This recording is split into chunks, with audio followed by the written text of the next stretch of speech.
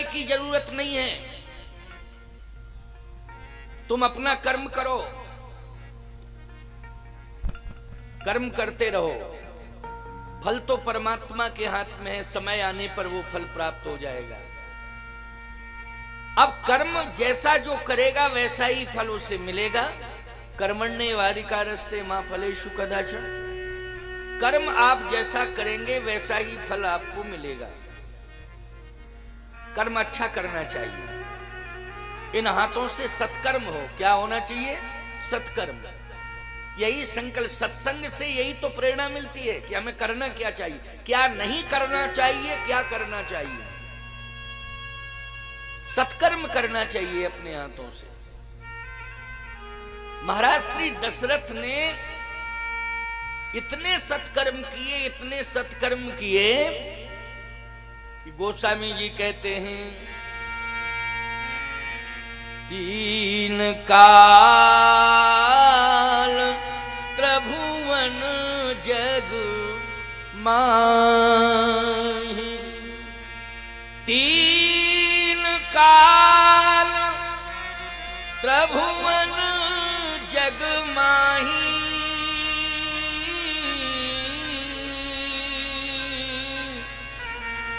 भूरि भाग दशरथ समुनाहि। भूरि भाग दशरथ समुनाहि। दशरथ के समान कोई भाग्यवान नहीं है। अच्छा बोलो भैया, भाग्य किससे बनता है? कर्म से भाग्य बनता है कि नहीं? इसका मतलब दशरथ जी ने कर्म इतने उच्च कोटि के किए थे कि भाग्य उनका इतना प्रबल हुआ कि भगवान ही मिल गए भाग्य से। बोलो किससे मिले भगवान? भाग्य से। लेकिन फिर भगवान आया और भगवान चला गया छोड़ के, तो इसका मतलब है भाग्य क्या दुर्भाग्य में बदल गया था? देखो, कर्म से भाग्य दुर्भाग्य में बदल जाता है और कर्म से ही भाग्य सौभाग्य में बदल जाता है, और कर्म से ही दुर्भाग्य भाग्य में बदलता है और भाग्य सौभाग्य में बदलता है, कर्म से। इसलिए कर्म की प्रधानता है इस घोर कलिकाल में। कर्म अच्छा करो। कर्म यदि बिगड़ गया है तो सुधारने की कोशिश करो। अगर बिगड़ा हुआ कर्म सुधारने में लग जाओगे, कर्म को सुधारने में आपकी प्रवृत्ति हो जाएगी, तो मैं एक बात कहता हूं कि उस कर्म के प्रभाव से, कौन से कर्म के प्रभाव से, जो आपने अच्छा कर्म करने का संकल्प लिया है, उसके प्रभाव से आपको संत मिल जाएंगे। अगर आपने यज्ञ में सहभागिता दर्ज कराने का संकल्प न लिया होता तो क्या हमारा आना संभव था? बोलो भाई।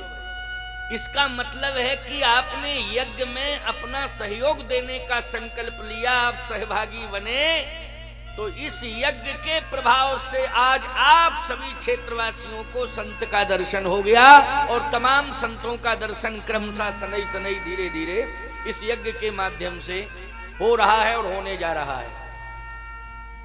आपने अच्छा कर्म करने का संकल्प लिया अथवा उसमें सहयोगी सहभागी बनने का संकल्प लिया, तो ये सुंदर स्वअवसर, स्वर्णिम अवसर आप सबके सामने आ गया। और यदि किसी विवाद में फंसे होते या विवाद की योजना बनाने में लगे होते तो बोलो ईमानदारी से, संत तो मिलते ही नहीं, सजा और मिल जाती। क्यों भाई? संत तो मिलते नहीं, क्या मिलती? सजा मिलती। मिलती है सजा। इसलिए कहता हूं रचनात्मक कार्य किया करो, अच्छे कार्यों में सहयोग किया करो, अच्छे कार्यों का समर्थन भी किया करो, अच्छी सोच रखा करो, प्रयास करो कि हम दूसरे का सहयोग करें, अच्छे कार्यों में हम सहभागी बने,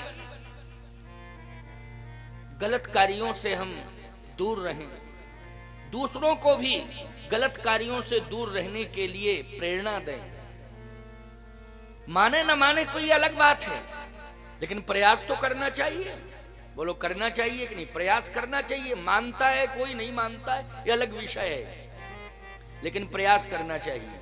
आज मैं मंच से किसी बात को कह रहा हूं, ये मानना ना मानना आप सबके हाथ में है, लेकिन यदि मान जाओगे तो कल्याण हो जाएगा, और नहीं मानोगे तो। एक संत थे, प्रयागराज में रहते थे, वो खंजरी बजा के एक ही भजन गाते थे 24 घंटे। जब आप सुनो, वैसे ज्यादातर वो सोते कम थे, जागते रहते थे, हाथ में खंजरी रहती थी, एक ही बात कहते थे और कुछ दूसरी कहते ही नहीं थे। परमहंस थे वो। क्या? जो ना माने साधु सीख तो लेके कटोरा मांगे भीख, बस यही गाते थे और कुछ नहीं। मैंने स्वयं सुना है, देखा भी है उनको। खंजड़ी बस यही, जो ना माने साधु सीख तो लेके कटोरा मांगे भीख।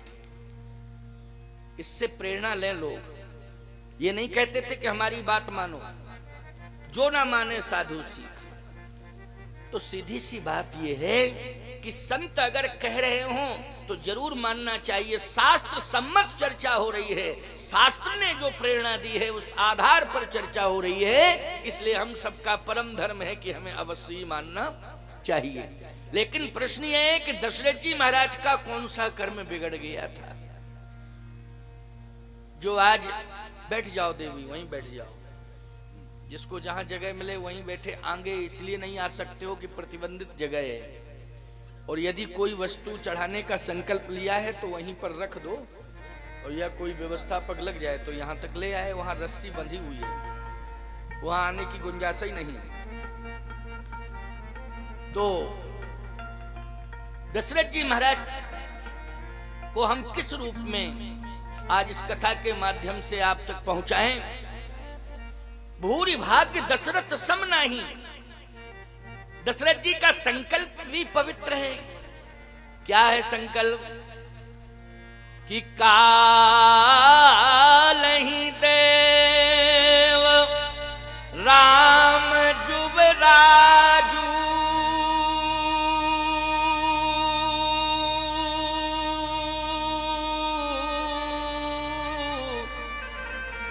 कल ही हम राम को राजा बनाएंगे। तो बोलो, जो राम को राजा बनाने का संकल्प ले रहा हो, इससे पवित्र संकल्प और क्या होगा? होगा कोई पवित्र संकल्प? बोलो, जो राम को राजा बना रहा। अयोध्या वासी चाह भी रहे हैं, पूरी जनता की इच्छा है कि राम ही राजा बने। इसका मतलब है महाराज दशरथ केवल अपने मन की ही बात नहीं, पूरे प्रजा की मन की बात रख रहे हैं। पूरी प्रजा चाह रही है राजा राम जानकी रानी, राजा राम जानकी रानी, राजा राम जानकी रानी, राजा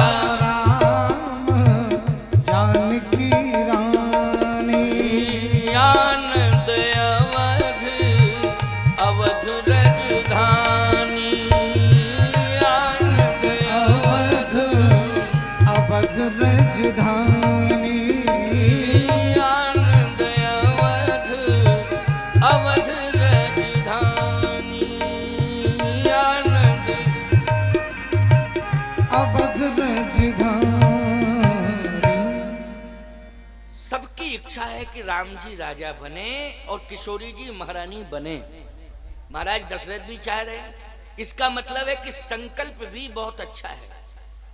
अपने हाथ से राम का अभिषेक करना चाहते हैं। बोलो, ये हाथ धन्य है, कितना अच्छा कार्य इन हाथों से होने जा रहा है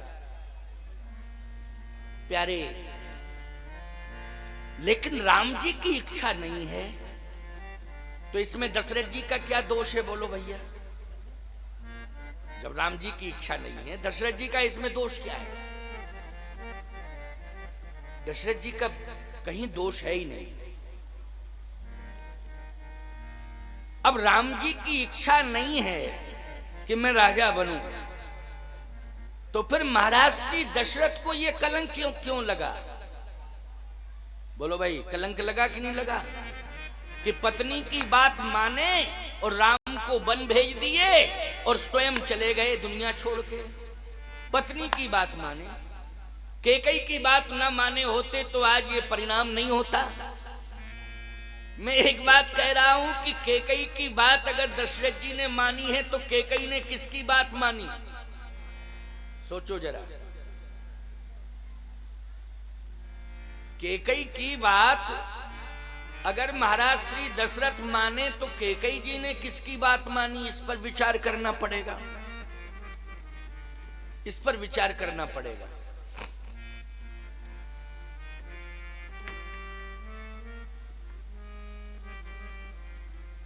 कैकेयी जी ने भी भगवान राम की बात मानी है। कैकेयी जी ने अपने मन से कोई डिसीजन नहीं लिया। कैकेयी जी ने किसकी बात मानी है? प्रभु राम की बात मानी।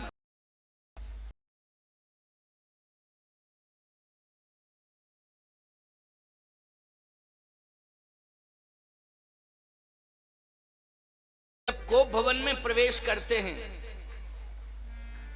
महाराज श्री दशरथ जब कोप भवन में प्रवेश करते हैं तो कैकेयी जी ने महाराज दशरथ का अभिवादन नहीं किया। अच्छा बोलो, दशरथ जी केवल पति ही नहीं है, राष्ट्रपति भी है। अयोध्या राष्ट्र के राष्ट्रपति हैं, तो पति ही नहीं है, राष्ट्रपति भी हैं। मैं कहता हूं कि राष्ट्र में राष्ट्रपति का सर्वोच्च सम्मान होता है कि नहीं होता है? कैकेयी जी की दृष्टि में वो पति भी हैं और राष्ट्रपति भी हैं, तो पति मान के सम्मान करना चाहिए था, नहीं राष्ट्रपति मान के सम्मान करना चाहिए था। क्या आप अपनी मांग मुख्यमंत्री के सामने रख रहे हैं, प्रधानमंत्री के सामने रख रहे हैं, राष्ट्रपति के सामने रख रहे हैं, तो मांग रखिए लेकिन सम्मान नहीं करेंगे आप क्या? प्रथम दृष्टया तो उसका सम्मान करना ही पड़ेगा। आप अपनी मांग रखिए, तो पहले तो सम्मान करना चाहिए था और फिर मांग रखनी चाहिए थी। लेकिन लोग कहते हैं कि कैकेयी जी ने सम्मान नहीं किया। लोग कहते हैं।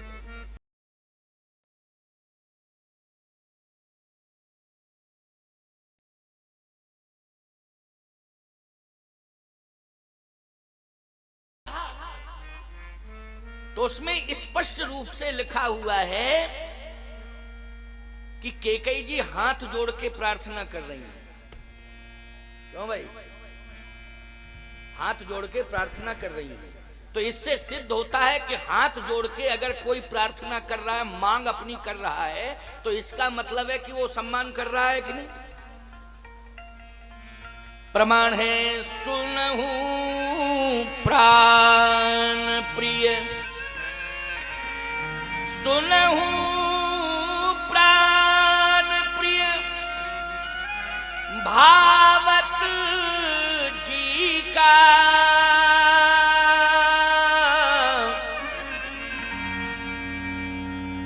सुनहु प्राण प्रिय, आप मेरे प्राण प्रिय हैं। हे प्राण प्रिय स्वामी सुनो।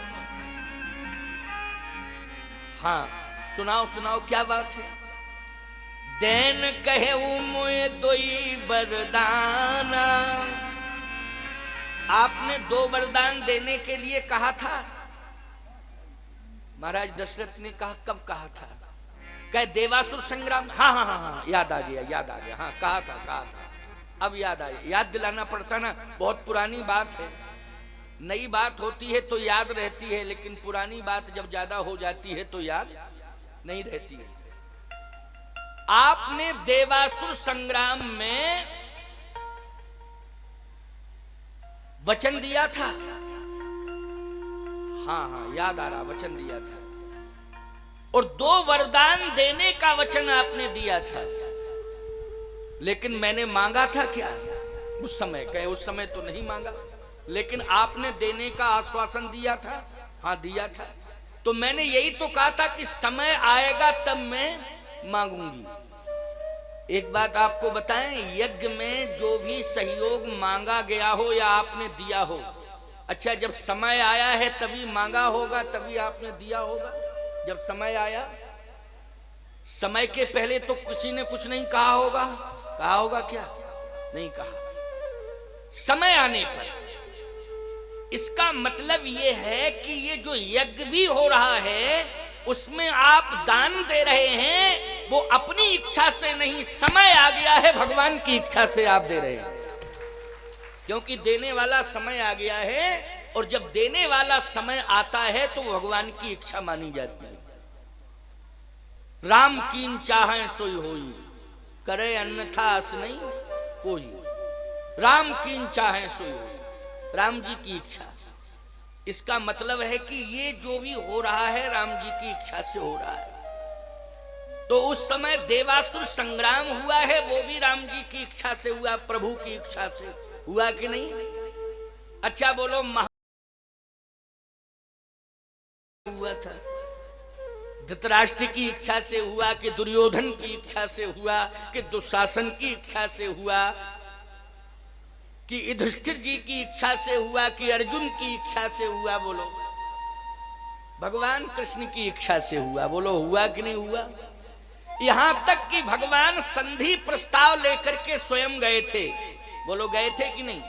लेकिन वहां भी उसकी दुर्बुद्धि, वो समझ नहीं पाया कि भगवान स्वयं समझौता की बात कर रहे हैं। लेकिन याद रखना, दुर्योधन मानने को तैयार नहीं हुआ। इसका मतलब यह है कि ये महाभारत का पूरा युद्ध हुआ है भगवान की इच्छा से ही हुआ है। हुआ है कि नहीं? भगवान भी अगर गए हैं इस धाम को छोड़ के, अपने धाम गए हैं, जगत को छोड़ के स्वधाम गमन किया है, तो अपनी इच्छा से किया है। व्याध की घटना जो भी घटी है वो भी भगवान की इच्छा से ही घटी है। नहीं, याद व्याध की क्या हिम्मत थी कि भगवान पर प्रहार कर देता? बोलो भाई, जो चेतन को जड़ करे जड़े करे, चैतन्य मृतक जियावन गिरा सुहाई, श्रवण रंध्र होए ऊर्जव आई। जिसकी वाणी अगर मुर्दे के कान में पड़ जाए तो उसमें प्राण आ जाते हैं, शब्द से प्राण आते हैं। तो कल्पना करिए, आप विचारवान श्रोता हो कि ये जो घटनाएं घट रही हैं ये भगवान की इच्छा से घट रही हैं। तो आज स्मरण दिलाया, याद दिलाया। देखो, ऐसा है, बच्चों को इतना स्वतंत्र मत करो भैया। छोटे छोटे बच्चे हैं कि बार बार संकेत करना पड़ता है, कोई इधर से उठा के बता रहा है, कोई उधर से उठा के बता रहा है? और बच्चों को, छोटे छोटे बच्चे हैं, कम से कम इनको तो संभाल के रखो, है ना? और कहीं ना कहीं इसी महिला मंडल में बैठी होगी कोई माँ जिसका बेटा होगा वो, है ना? लेकिन बताना पड़ता है। कल भी उठा के बताया था, आज भी उठा के बताना पड़ता है। ये सब जो भी आ रहा है वहीं पर रखिए, बार बार यहां मत लाइए, वहीं रखिए, वहीं पर ले लीजिए, वहीं रखिए, वहीं रखते जाइए। इकट्ठा जब हो जाएगा तब आ जाएगा। डिस्टर्ब नहीं होना चाहिए कथा में, फिर वो चिंतन नहीं मिल पाएगा सही। क्योंकि मन की एकाग्रता बहुत आवश्यक है। जो भी दान कर रहा हो या फल आदि जो भी, वो वहीं पर ले। द्रव्य भी ले लो तो वहीं ले लो, बाद में दान पात्र में डाल दो, ठीक है ना? तो भगवान की इच्छा से चर्चा इस पर आधारित है। महाराज श्री दशरथ को भवन में प्रवेश करते हैं तो कैकेयी जी ने हाथ जोड़ के मांगा है, याद दिलाई है कि मैं रूठ करके इसलिए चली आई हूं कि आपने जो वचन देने का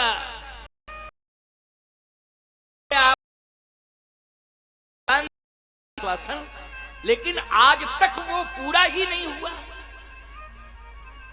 तो महाराज श्री दशरथ ने कहा कि कोप भवन में आने की क्या जरूरत थी, पहले सहज भाव से कह लेती तो मैं कनक भवन में दे देता तुझे। लेकिन ये कोई लेने वाला स्थान है कोप भवन, कि ये कोप भवन महाराज इक्ष्वाकु के समय से बना है, लेकिन अभी तक कोप भवन में, अरे कोई चीज अगर बनी है तो उसका उद्घाटन भी होना चाहिए कि नहीं होना चाहिए? कोप भवन यदि बन गया था तो आज तक कोप भवन की ओर किसी ने देखा ही नहीं। तो मैंने ये सोचा कि चलो इसी बहाने कोप भवन का भी उद्घाटन कर दिया जाए। कोप भवन, लोग कहते हैं महाराज पहले कोप भवन बनते थे, अब आजकल कोप भवन क्यों नहीं बनते हैं? बड़ी बड़ी हवेलियां बन रही हैं लेकिन कोप भवन नहीं बनते हैं। पहले अगर नियम था, और रघुवंश में, सूर्यवंश में, इक्ष्वाकु वंश में अगर नियम है कि कोप भवन बनता है, तो आज बड़े बड़े महल बनते हैं, बड़ी बड़ी हवेलियां, उनमें कोप भवन नहीं बनता। देखो भैया, पहले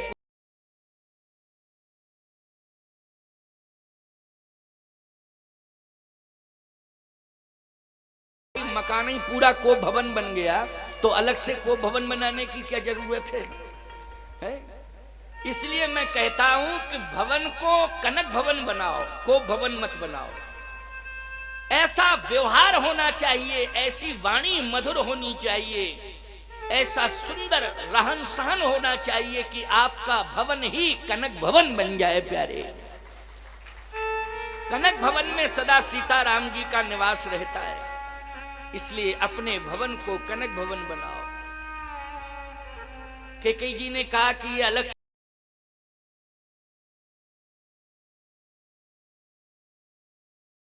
तो फायदा क्या है, बनवाया क्यों गया था? और मुझे लगता है कि अगर बनवाया है तो भगवान ने अपनी इच्छा से ही बनवाया था, और यदि भगवान ने अपनी इच्छा से बनवाया है तो भगवान की इच्छा का सम्मान करना चाहिए कि नहीं करना चाहिए? भाई भगवान की इच्छा है, इसलिए भगवान की इच्छा का सम्मान होना चाहिए। इसलिए मैंने भगवान की इच्छा का सम्मान किया है और मैं कोप भवन में आ गई हूं। अच्छा, तू आ गई है तो क्या चाह रही है? आपने 2 वरदान देने के लिए कहा था, और देवासुर संग्राम में एक बात और सुन लो कान खोल के, देवासुर संग्राम में सारथी बनकर के कैकेयी जी गई थी, रथ चला करके, जबकि सारथी तो और भी थे। बोलो थे सारथी कि नहीं? और भी सारथी थे, लेकिन देवासुर संग्राम में रथ का संचालन महारानी कैकेयी ने किया था। किसी की हिम्मत ही नहीं पड़ रही थी कि मैं कैसे जाऊं, और जाऊं तो रथ को चलाने की क्षमता नहीं हमारे अंदर। इतना भीषण युद्ध हुआ वहां कि रथ चलाने वाला भी कांप रहा है। कैकेयी जी ने साहस बंधाया, कहा नहीं, मैं स्वयं रथ चलाऊंगी, मैं स्वयं रथ का संचालन करूंगी। बोलो वीरांगना है कि नहीं महारानी कैकेयी? है वीरांगना कि नहीं? रथ का संचालन करती है, सारथी बनकर के जाती है, और ऐसा बढ़िया संचालन किया, ऐसा साहस पूर्वक संचालन किया कि दंग रह गए देवता भी और दैत्य भी, दोनों ही दंग रह गए साहब देख के। गजब का संचालन, ऐसा तो सारथी आज तक हम लोगों ने देखा ही नहीं। और महारानी कैकेयी जो है रथ चला रही हैं। शनिश्चर की ऐसी शनि की दृष्टि पड़ी कि महाराज का रथ जो है छद विच्छित होने लगा, महाराज का रथ ही छद विच्छित होने लगा। तो मैं एक बात कहता हूं, ईमानदारी से बताओ, उस रथ का संतुलन उंगली का सहारा देकर के किसने बनाया था? उस रथ का संतुलन महारानी कैकेयी ने बनाया था। रथ का संतुलन बनाने वाली महारानी कैकेयी है। महाराज श्री दशरथ के जीवन की रक्षा करने वाली महारानी कैकेयी है। अब आप कल्पना करिए, क्या महारानी कैकेयी जो है महाराज श्री दशरथ के प्राण लेने के लिए उनको विवश कर देती? बोलो, वो प्राण की रक्षा कर रही है। कहां? देवासुर संग्राम में प्राण रक्षा कर रही है। वो देवासुर संग्राम में प्राण रक्षा कर रही है, पृथ्वी पर आकर के अयोध्या में वो प्राण लेने की बात कहेगी? प्यारे, महाराज श्री दशरथ के प्राण महाराज श्री दशरथ के कर्म के कारण गए। किसके कारण? कर्म के कारण। मैं एक बात कहता हूं,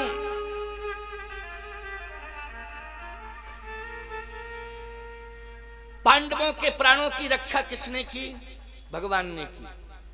लेकिन पांडवों के पुत्रों का वध कैसे हुआ, किस कंडीशन में, आप सब जानते हैं। बोलो भाई। पांडवों की रक्षा करने वाला स्वयं भगवान है, और पांडवों के पुत्रों के साथ क्या हुआ, वो किसके माध्यम से हुआ, कैसे घटना घटी, कहने की क्या जरूरत है, आप सब जानते हैं। इसलिए राम की चाहे सोई होई,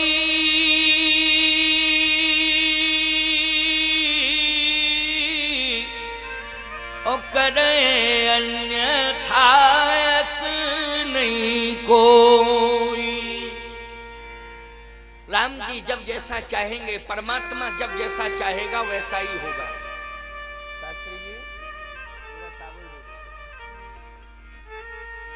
जब चाहेंगे वैसा ही होगा। बोलो होगा कि नहीं। यहां भी आज कैकेयी जी की इच्छा से नहीं हो रहा है, ये सब भगवान की इच्छा से हो रहा है। कैकेयी जी ने कहा कि आपने 2 वरदान देने के लिए कहा था। मैं कहता हूं आज कैकेयी जी को याद आ रही है 2 वरदान की, तो उसमें भी रामन जी की इच्छा है, नहीं तो कैकेयी भूल गई थी। याद किसने दिलाया, एक बात आपको बताएं, ये स्मरण शक्ति, बोलो सरस्वती जी की कृपा। स्मरण शक्ति किसके अंडर कस्टडी में है, बोलो भाई, ये सरस्वती। और सरस्वती किसके अधिकार क्षेत्र में है, भगवान के। अपनी इच्छा से सरस्वती कुछ नहीं करती है, भगवान की इच्छा से करती है। और सरस्वती जी भी यहां सहयोगी बन रही हैं, तो भगवान की इच्छा से बन रही है, भगवान की इच्छा से। आज कैकेयी को स्मरण हो आई, वो बहुत पुरानी बात, इसका मतलब है सरस्वती बैठ गई कि स्मरण नहीं है, भूल रही हो, मांगो मांगो। उस समय 2 वरदान देने का आश्वासन मिला था, और सरस्वती से किसने कहा कि स्मरण दिलाओ, भगवान ने कहा कि आप ऐसी कंडीशन पैदा करो कि वो तो भूल गई है। 2 वरदान मिलने का आश्वासन मिला था, उनको स्मरण ही नहीं, स्मरण दिलाओ। तो स्मरण आ गया। स्मरण कैकेयी जी दिला रही हैं महाराज दशरथ को कि देन कहे मोए 2 वरदान। आपने 2 वरदान देने के लिए कहा था देवासुर संग्राम में। दशरथ जी बोले हाँ हाँ हाँ कहा था, याद आ गया, याद आ गया। तो आज मौका है, मुझे दे दो। दशरथ जी ने कहा 2 वरदान, 2 के 4 मांग वर ले, 2 के 4 मांग ले। तू 2 की बात करती है, 4। कैकेयी ने कहा नहीं, ना 4 चाहिए, और ना हमको 3 चाहिए, और ना हमको 1 चाहिए, और ना हमको 8 चाहिए, हमको तो केवल 2 चाहिए।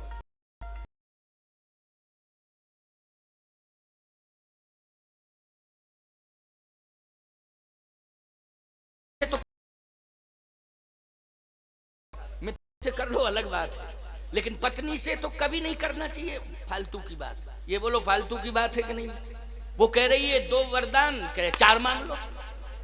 ये कौन सा तरीका है भाई, पहले सुनो तो कि आखिर 2 मांग क्या रही है, पहले कहने की क्या जरूरत है। मान लीजिए ये कहें कि हमें 5 तोला सोने का हार चाहिए, तुम कहो 10 तोले का बनवा ले। अरे भैया इस पर तो विचार करो कि आज तुम्हें 5 तोले सोने की याद कैसे आ गई, क्या बात है, कम से कम पूछो तो। बैठते हो कि 5 नहीं 10 तोला का ले, चाहे जमीन जायदाद बिक जाए, चाहे तुम्हारा व्यापार ठप हो जाए, क्यों भाई, आर्थिक फाउंडेशन खराब हो जाए। इस प्रकार की बात करने की देखो तरीका, गृहस्थी में गृहस्थी का संचालन कैसे हो, इसके लिए भी तरीका सत्संग से सीखो।